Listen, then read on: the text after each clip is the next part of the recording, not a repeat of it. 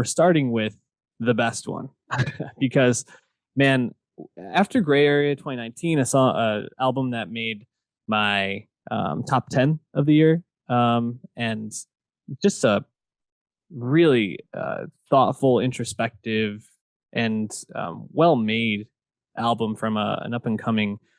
Uh, I don't think she's London, right? But she's a UK rapper. Yeah, she's English. Yeah, Is she from London? I don't remember. I think it's one of the other big towns. But anyways, Lil Simz dropping. Sometimes I might be introvert. A an acronym of her nickname, Simbi. Symbiatu is her full first name. Man, this album blew me away. Honestly, listening to it, and we've been waiting for Simz to drop something. Um, I think we both were very high on her as like the next coming of talent. And man, this just upped that excitement for me. How about for you? Yeah, yeah. I mean, she's really high level, top tier English rapper, and she is from London. She's born in the Islington district of Greater London. Uh, Simz notably doesn't get the same commercial attention that some of her peers in the UK do, like J Hus, Heady One, Dave, Stormzy. But I definitely think she's on par with Dave and Stormzy in terms of making like really high level introspective British rap albums. And hopefully in time she'll get more of that commercial attention because she's getting the critical attention. She's been getting the critical attention for 3 years at this point, you know? Um, and this comparing this to Gray Area is kind of interesting because I think we're more sample heavy on this new record here. A lot more like sung bridges and stuff like that, and like background vocals and whatnot. I think she might get more in her like aggressive bars bag on Gray Area, but she still raps her ass off on this Oh new yeah, one. And if you like really sit there and listen to what she's saying, it's she's got a lot to get off her chest, and it's really exciting. yeah, and it sounds. I've used this a couple of times, this descriptor word, but like it sounds theatrical, like, and it sounds like a movie at times. It has like a Diamonds Are Forever type feel with a big band, a lot of horns, things like that, but just really like not at all what I was expecting in terms of sound on this. And she blends it all together well because there's even times when she's changing up uh,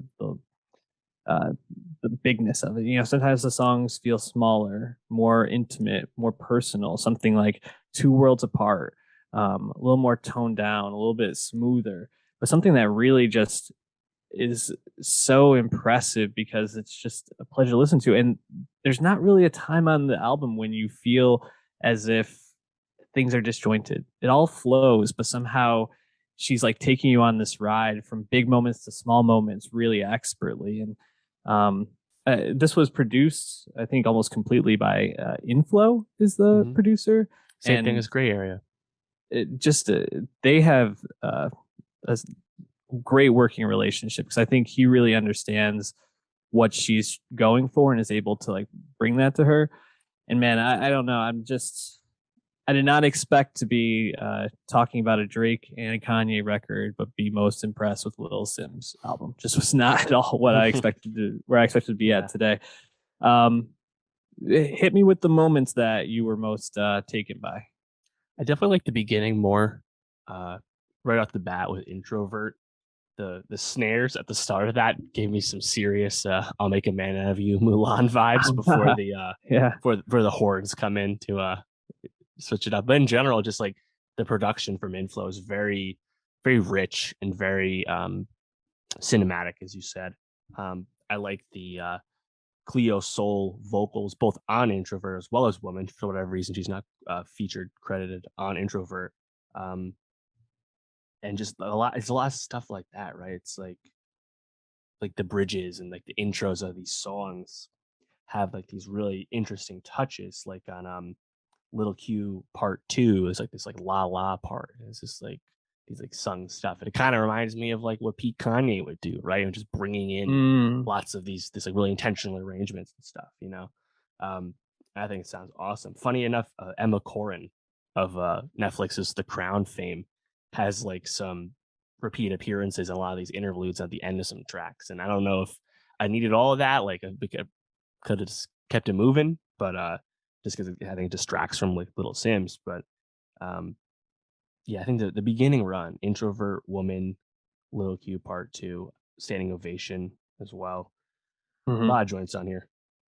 Yeah, there are, and even just kind of looking near the end of the album, the transition of point and kill to Fear No Man is one of my favorite moments. It slides together so perfectly, the two songs, but obviously kind of going in these like different directions of theme. And I don't know, man. It's it's funny because I was thinking, and it's hard not to listen to Titans like Kanye and Drake, and I hate to keep bringing them into this review, but I found myself over the last 2 weeks thinking about like where would these albums fall in my like best of the year, at least in terms of hip hop, because I kind of then will bring all the different genres that I liked in terms of albums together and make my end of year list.